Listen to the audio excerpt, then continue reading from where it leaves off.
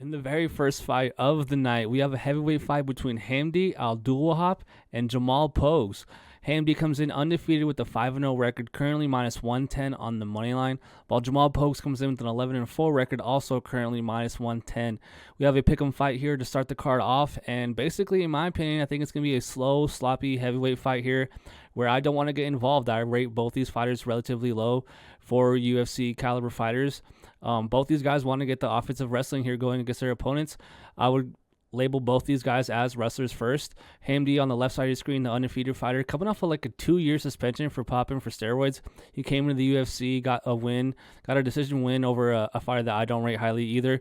And he looked sloppy, he looked bad, he had no cardio, and then immediately tests positive for steroids and comes back now after over a year, suspension. I think it was like a year and a half, close to 2 years actually. He hasn't fought, so this is his return fight here on the left. Hamdy. And yeah, man, this guy does have a wrestling background. You should know that he's an Olympic wrestler. But I will say, while he was on the Egyptian wrestling Olympic team, he was a Greco-Roman wrestler.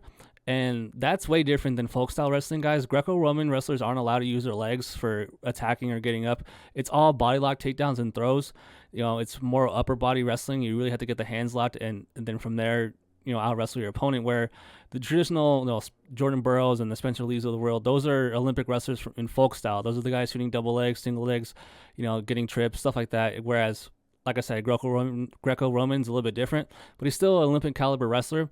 And then Jamal Pogues, in my opinion, does have the athletic ability and wrestling here to at least make it interesting against Hamdy. It really is a race to the top position. Who can get to the top first in this fight probably will win the round. I don't know if someone that does get top position here does have enough ground and pound and cardio to finish the fight. So in essence, it could be a fight where, let's say Hamdy goes out there, gets a takedown, gets on top, and then finishes a round there. And then the next round starts, neither guy will have good cardio. I think both guys will be looking tired as the fight goes. But Jamal Pogues does have the reach advantage. I do credit his striking a little bit better than Hamdy. And like I said, Hamdy's only had one UFC fight where he won via decision in a fight that I don't think he looked very good in. And so, you're coming off the long layoff. You didn't look good before the layoff. You tested positive for steroids, and now you're off of steroids, and you didn't have good cardio when you were on steroids. So I'm actually going here with Jamal Pogues. I wish he was a small underdog, you could say. I think it's a pick 'em for a reason. I think it's going to be close. For me, if I were to bet this fight, my best bet would be for the fight to end in split decision. I wouldn't be shocked to see Abdelwahab lose here, but then get the rub from the Abu Dhabi judges. So give me Jamal Pogues actually here to pull the upset. I think that he will be the one with the fresher fighter in that second and third round. He just can't get finished in that very first round. So I think Jamal will land the harder strikes, the more significant strikes on the feet, and have enough grappling here to not get taken down every round. So give me Jamal Pogues via decision. In the next fight, we have a featherweight fight between Bogdan Grad and Lucas Alexander. Bogdan comes in with a 14-2 record, currently even money on the money line, while Lucas Alexander comes in with an 8-4 record, currently minus 120 on the money line. Now, this line actually flipped, kind of surprising to see now. Lucas at minus 120. He was as high as plus 150 earlier in the week, so a ton of money coming in on Lucas Alexander. And that sucks because I would really like to get him, as a plus money underdog here, but I will pick him to win. He's now the favorite, so not technically an underdog pick, but I can see why money came in on him, man. This is going to be a fight where both guys are going to be looking to strike. I would describe Bogdan more as a brawler compared to Lucas. In my opinion, Lucas does look like the cleaner, crisper striker. A little bit better striking defense than Bogdan. Bogdan is really, in my opinion, a little bit reckless. He needs to really tighten up his defense here. But one thing about Lucas, man, he has a chin problem here. So I know I'm picking him to win, but I would be hesitant to lay him here, to bet him in this fight, because while I do think that he's a better striker overall, his chin is a little bit of a worry. He's 8-4 in all 4 losses. He's been knocked out. He got knocked out by Sergei in the UFC. Jeka does hit hard, so kind of not much to take away from that. But he is getting caught in other fights. He is vulnerable to the chin, and he's finishable, man. Like I said, 100% finish rate in all his losses. And Bogdan hits hard, and I know that Bogdan will be going forward trying to fight through all the strikes that Lucas is probably going to land. But overall, I think Lucas will be landing more throughout the fight. I think that his activity throughout the fight will be good enough to keep Bogdan off. But he just can't get caught here by an overhand right or a big left hook here from Bogdan. It should be a good fight. It actually should be a pretty good scrap.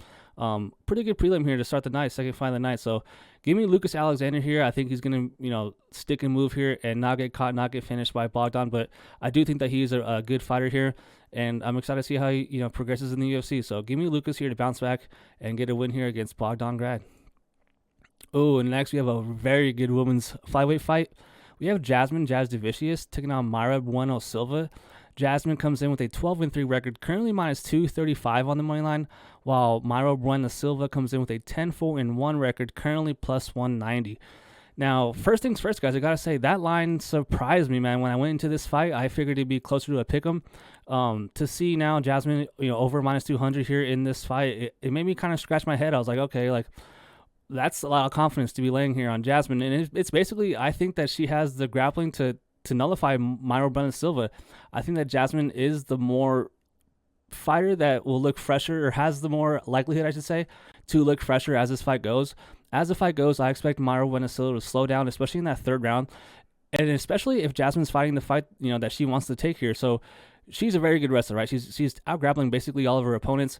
Very rarely can someone stop the takedowns from Jasmine, and she can get him, all different ways. She can shoot in single legs from the outside. She can push you along the cage, get trips from there. She can body lock you and throw you to the ground.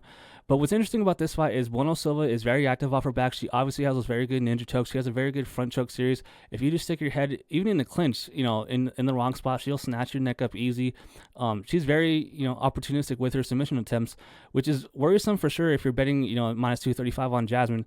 But then she's also like comfortable off her back. She's like not worried when she's on her back. She gets taken down quite frequently, and she does end up quite often with both her shoulder blades on the mat, whether it's in half guard, full guard, or side control here. She ends up on her back, and against someone as good as a wrestler as Jasmine, I think that's a big vulnerability in her game. And then you add the fact that her cardio isn't the best. I've seen Mayra Bueno Silva, tail off in fights, especially in that second and third round. But I will say one thing that's interesting about this fight is Bueno Silva is going down a weight class. She usually fights at 135, and this fight will be taking place at 125. And it's weird because Jasmine is actually usually the girl that's always bigger than her opponents. So technically now a girl in a bigger weight class is going down to fight Jasmine. And so you have to factor in the weigh-ins, the weight cut here on Bueno Silva. I do think that she hits hard. I think that this is the biggest fight of Jasmine's career for sure. And it's just too much here to kind of have a lot of confidence here in Jasmine at minus 235. I do rate Bueno Silva as a very good fighter. She has dangerous striking, very good elbows from top or bottom when they're grappling, and very good submissions when she can get them. So I think Jasmine's a good enough grappler that will not get caught in a submission here. I think that she has enough to win a decision here in this fight. But I will say minus 235 did feel like a little bit too wide in my opinion. So I didn't bet this fight. I didn't put Jasmine in any parlays, but I do think that she wins this fight. And yeah, watch out for that weigh-in. Make sure your fighter makes weight if you're taking the underdog here before you put in your bet.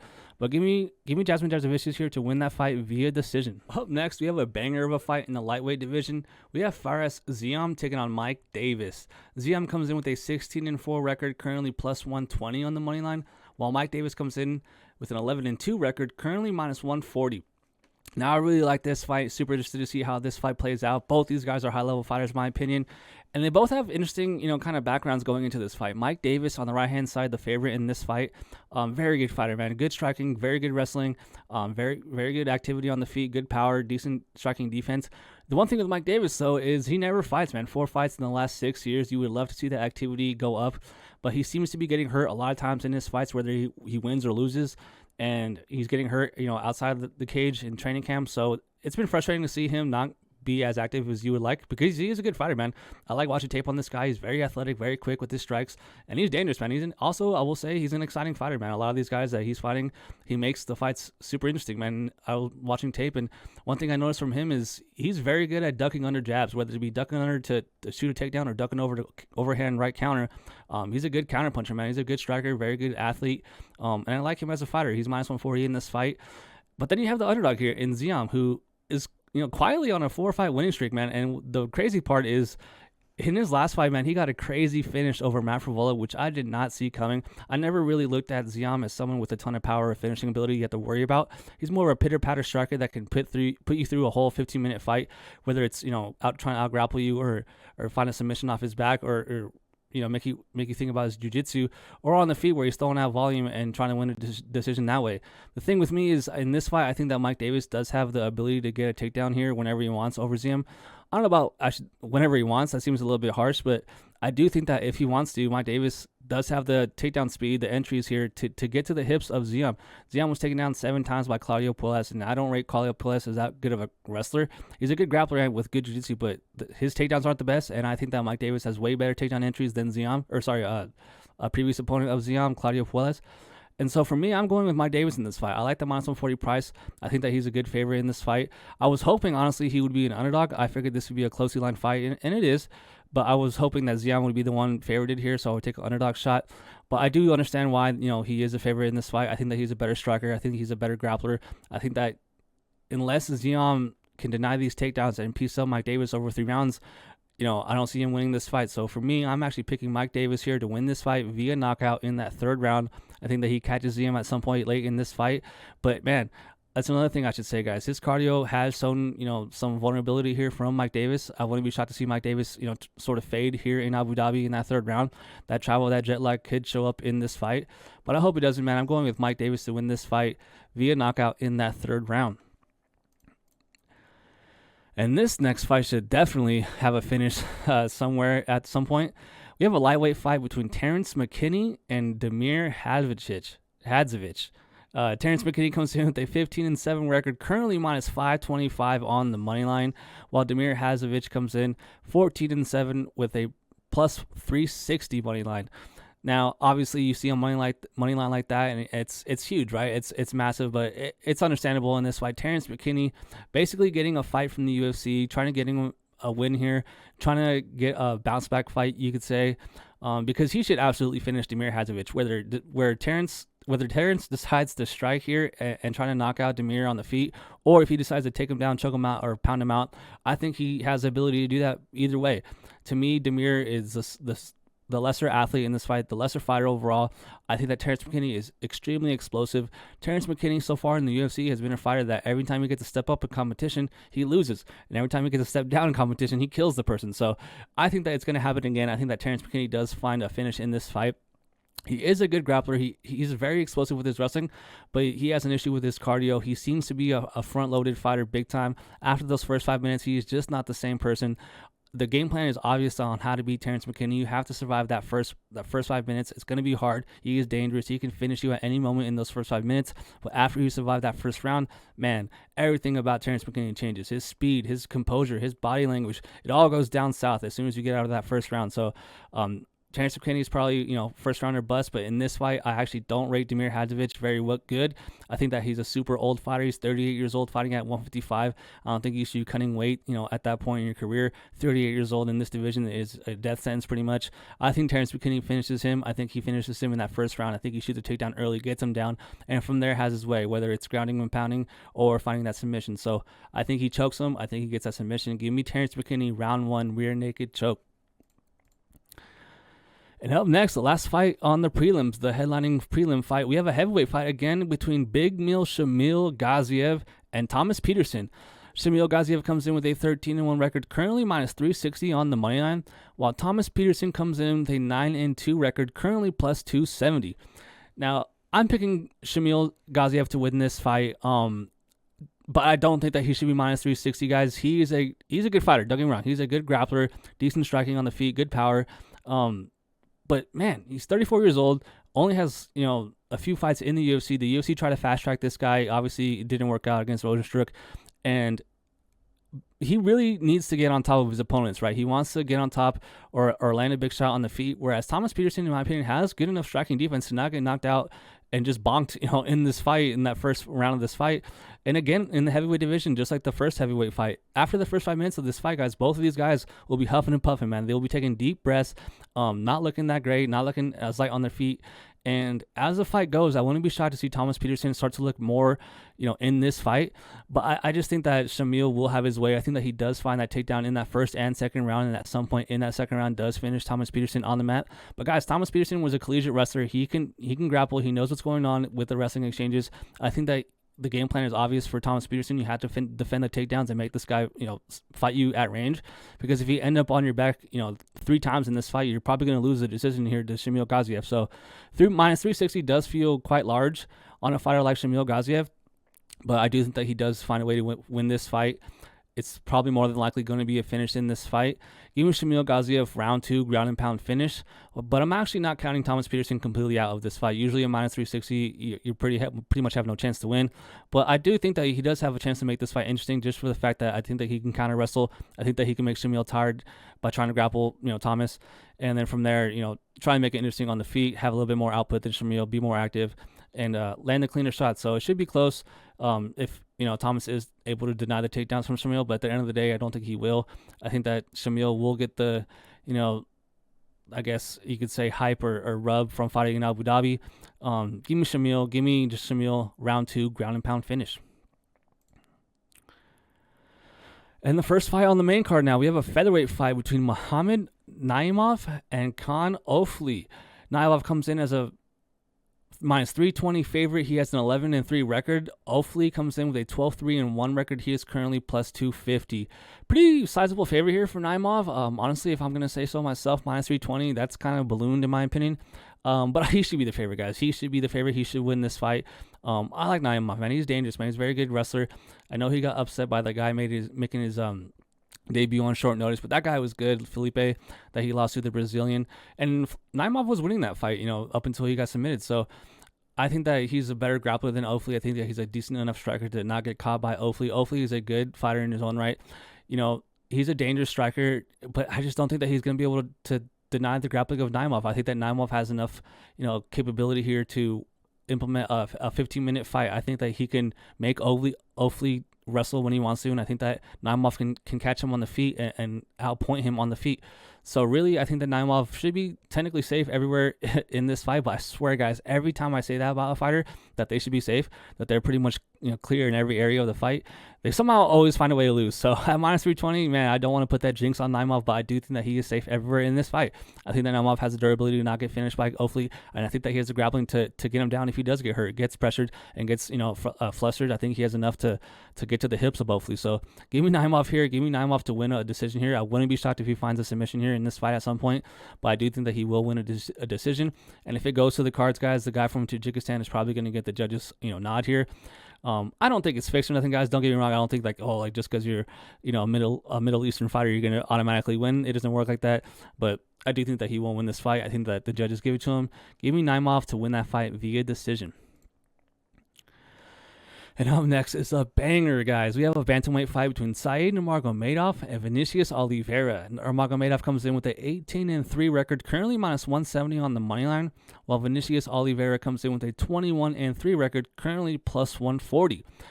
Now, that line is interesting because I like Said to win this fight, but Vinicius is dangerous, man. Everyone knows him from his sick knockouts and his finishing ability. This dude is dangerous. This guy's like a tornado in there. You never know what's coming, whether it be an elbow, a knee, a spinning heel kick, or a takedown, and then you're back taken. This guy is active. He's very athletic, very quick. And he's a good fighter, man. A lot of experience, obviously 21-3. But Nurmagomedov here on the other side of the screen, I gotta say, if you don't follow the UFC, if you're just watching for the first time, you see that name, you think wrestlers, you think Khabib, right? But he's not. He's a striker, man. He likes to kick. He throws a ton of spinning kicks, spinning back fists, spinning strikes in general. But he's a striker, man. He likes to bounce on his feet and stay active and stay at range. And he is a good grappler, but he's not more so the guy that's only shooting takedowns, only shooting wrestling, trying to dive. He's not that. He's a striker, and he's very capable at striking. I think he's a better striker in this fight. I think that he has a better ability to fight out of both stances in this fight. I think that he has the ability to put combinations better in this fight, whereas Vinicius more so darts in the pocket. He's in and out. He's rushing guys. He's making them back up in linear lines, getting their backs against the cage and cutting them off, whereas Said can circle, in my opinion. I think he can counterpunch in this fight, and if he does have to wrestle, I think that he has enough counter grappling here to keep Vinicius off of him and to not just get stuck off his back. If Vinicius does get Nurmagomedov fully on the mat here with both shoulder blades, I think that he has the scrambles, the sweeps to get up and then go from there. So I think Nurmagomedov is going to win this fight. I think that Vinicius is a very dangerous fighter. I think that his finishing ability has to be respected at all times in this fight by Said. But I think that Said, being better high-level fighters than Vinicius. So give me Said Nurmagomedov to win this fight, and give me him to win that fight via decision. This card might take 10 hours with all these decisions, guys. And up next, we have a heavyweight fight. A really good fight, man. This fight could actually probably headline a fight night, throughout the year somewhere in the UFC, but it's on this card, man. A lot of good fights on this card, and this is one of them. We have Sergei Pavlovich taking on Jair Rozenstruik. Pavlovich comes in with the 18-3 record, currently minus 320 on the money line. Holy crap. And Rozenstruik comes in with a 15-5 record, currently plus 250. Now, right away, that's crazy, man. I definitely did not expect to see Pavlovich this big of a favorite. Don't get me wrong. I thought he should be the rightful favorite, but I was thinking more along the lines of minus 250, minus 275. To see him now at minus 320, I do think that that's a little bit wide, guys. And that's because Sergei, Yeah, he looked awful in his last fight. He looked horrible against Volkov, and I know he had like the weird mental state going into that fight. That was a teammate of his, that was a friend of his, so he basically had to fight his friend. But that didn't seem to bother Volkov at all because he worked Pavlovich for the whole entire fight, all 15 minutes. And it was crazy to see Pavlovich get extended like that. Whether he's winning or he's losing, Pavlovich's fights usually end in like 3 minutes. It's crazy. This guy is a missile, dude. This guy hits so hard. Very good boxing. And I honestly don't know if I should even say that because he just throws crazy flurries. He throws 4-punch hook combinations at a time. He'll just let it go. And a lot of people just can't stand that. They can't, withstand that, I should say. They can't, stay in the pocket with this guy. If you get clipped by this guy, he's putting your lights out. Even against Tom Aspinall, when Tom Aspinall won the belt against Pavlovich, Aspinall was rocked like a few seconds before counterpunching and knocking out Pavlovich himself. Pavlovich landed a clean right hook, a right straight, throws the jab out, boom, right hand right on Tom. And Tom just, took it and then boom, countered Pavlovich and slept him bad.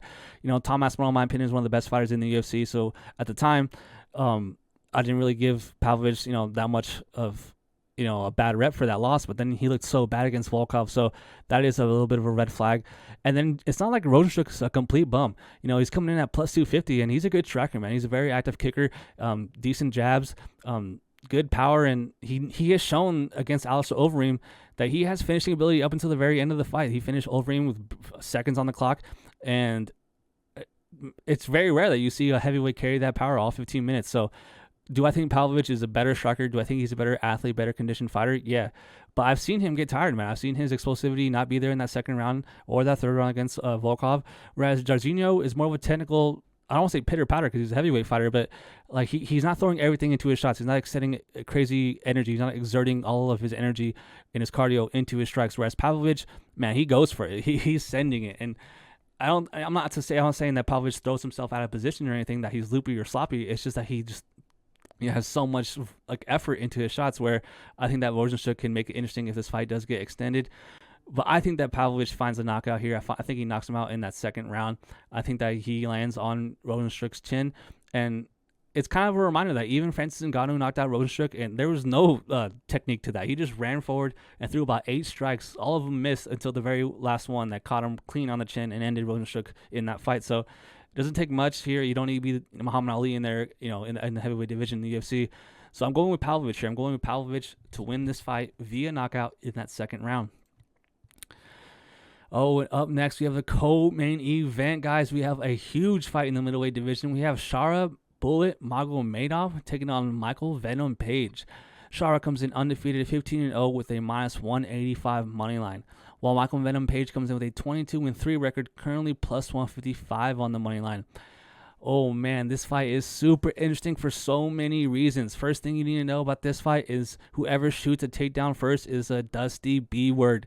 This should be a striking fight for 15 minutes. For as long as it lasts, it should be on the feet. I don't expect either guy to shoot a takedown.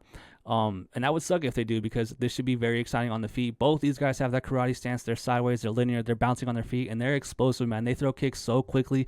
Man, these guys, the speed on their kicks are unreal. Both these guys, you have to give both these guys credit.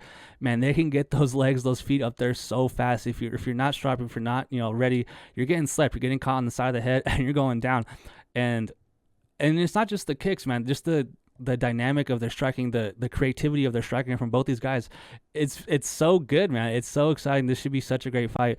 But let's get to it, man. So MVP, first thing I don't like about him is he's 37 years old. He's almost 38 years old now, and he's gonna fight a fight here at the 185 division at middleweight.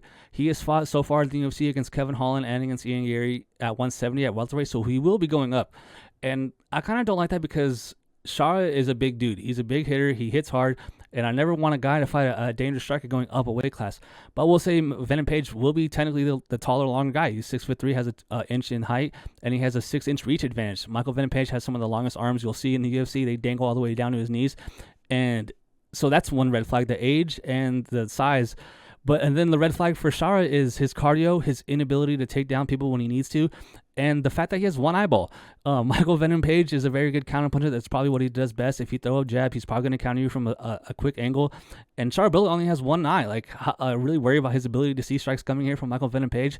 And then you add the fact that Shara Magomedov is doing interviews where basically, guys, he's like a Russian version of Kevin Holland. At this point in his career, he's talking about how he's not in a rush for the belt, and he's more so worried about enjoying this process, enjoying the fights, enjoying, putting on a show for the fans. And so that's worrisome. I want a guy that just is wanting to win, like he wants to, live. Like I need a guy to really want to become a champion and win this fight. If I'm putting money on the guy, I don't want a guy that is keeping fights interesting just for the fans, like someone like Michael Chandler. Chandler could have won a ton of fights in the UFC, but instead he tries to be a showman and give the fans what they want. And while on one hand, the fans love that. On the other hand, you don't want to bet on people like that because you want them solely focused on winning. I don't care how you have to do it. I don't care if you have to hold a guy for 15 minutes. Like all you care about is winning your bet, right? And then you had the fact that Michael Venom Page is plus 155 on the money line in a fight that I think is to be relatively close on the feet. Man, I'm picking the underdog here. I'm picking Michael Venom Page here to pull the upset here. I know a lot of my friends, a lot of cappers are also on him as well. I don't want to be shocked to see Shara Bullet look like $1 million here in Abu Dhabi. He's from that part of the world. The fans are going to be on his side. He's going to be, having that hometown rub, even though he's from Russia. But man, I think that Page is a kind of a bad stylistic matchup. Like I don't see Shara Bullet, taking him down. If anything, I see Michael Page being the one being able to take Shara Bullet down. And I don't think that Shara's kicks are enough to out-volume Michael Venom Page over 50 minutes. I think it's going to be close, guys. I think it's going to be a close fight. For me, it's darker pass. And for my actual pick, I'm actually picking MVP to win this fight. Give me MVP to win this fight via decision in Abu Dhabi. Saying it out loud makes me a little bit less confident, though, I will say. Now it's time for the main event, guys. If you haven't already, do me a favor, hit that like button, hit that subscribe button, leave me a comment. Let me know what you think about the video so far, about my picks, about my breakdowns, and let me know who you have, man. I love talking to you guys in the comments, and it's going to be a good card, so a lot of close fights.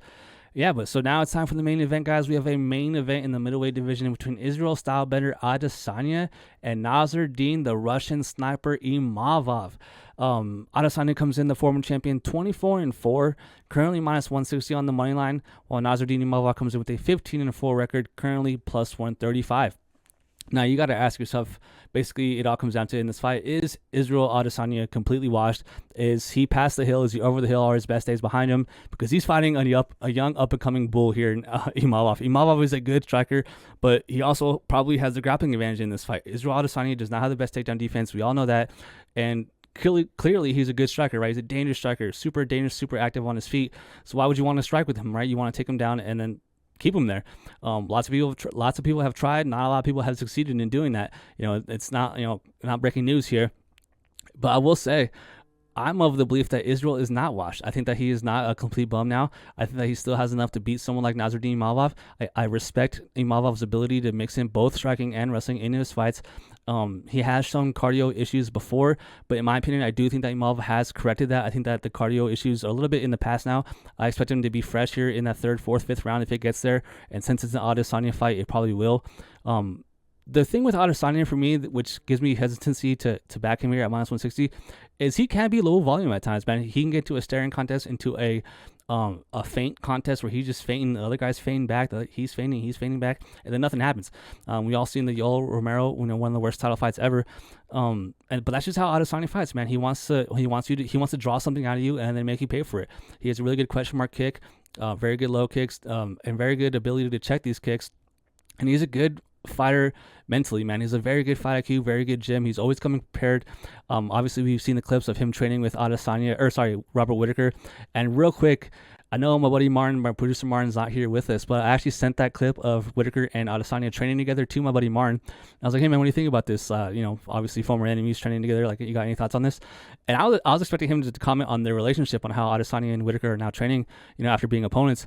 But Martin actually replied to me and said, those half-ass takedowns from Adesanya are terrible. If you're practicing half-ass, you're gonna look half-ass in your fight. So I thought that was super funny. I wanted to share with you guys. So obviously they weren't going 100% full sparring, but in the clips I sent him, but I just thought it was funny. So, yeah, man, I'm going with Adesanya here. I think he wins the decision here. But man, Imavov is a good fighter. Don't get me wrong. He has a good fighter, good skill set, can fight out of both stances. He's a southpaw here. It should make it interesting to see how Adesanya deals with that. But man, I just trust Adesanya's ability to outpoint Imavov more here. I'm expecting a lot of clinch work here from Imavov. I think that Imavov is going to pressure Adesanya. I think he's going to feel uncomfortable at range against Adesanya. So he's going to want to close the distance. I think he's going to put Adesanya on the track. And I don't think he's going to try to finish him, and hurt him like someone like Pereira would when he has Adesanya on the track. I think once he gets him on the track, he's going to clinch up. He's going to clinch up and try to stay active, make sure the ref doesn't pull him off, and then, try to get a trip takedown and get the fight down from there. I think Adesanya gets a post. I think he gets back up. I think he gets out. I think he gets separation. From there, he does his work. So I think Adesanya has enough to win this fight. I think he gets back on track here. It would be a huge win, biggest fight of Imavov's life for sure. And yeah, crazy to see Adesanya now on a pay-per-view here headlining a fight night, but it's a good one, man. The fight fans in Abu Dhabi got a very good card. It will be an early card, guys, so make sure you put your bets in. This will be starting at 6 in the morning on Saturday, so don't think you can wake up on Saturday, put your bets in, and you're good. Nope, you gotta put them in before that, Friday night or wherever. But yeah, that's the video. Only 11 fights this week, guys. Thanks for watching. I really appreciate all you guys. And if you haven't seen any of our breakdowns recently, we have been going live on our YouTube, so go check out that live tab on us. Next week, who knows, we might go live again, but this week, the way our schedules worked, we couldn't, so I recording this on Tuesday. So yeah, man, really appreciate you guys. Good luck this week, and let's get on the winning track. So hit me up in the comments. I'll see you guys next week. Peace.